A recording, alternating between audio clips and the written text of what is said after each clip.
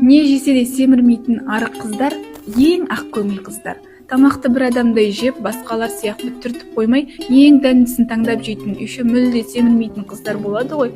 Сондай қыздар ақ көңіл болады.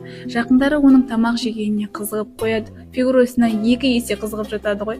Мұндай қыздар өздерінің осындай екеніне кейде көңілі толмай жатады, семіргім келеді деп. Ал шындығында мұндай гені көп адамға беріле бермейді. Қасында міндетті түрде салмақпен алысатын құрбысы да болады.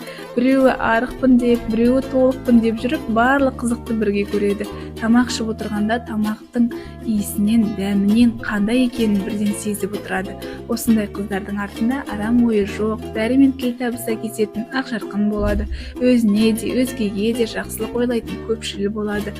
Өзіне де, өзгеге де жақсылық ойлайтын осындай қыздарды төменге беріліп кетті.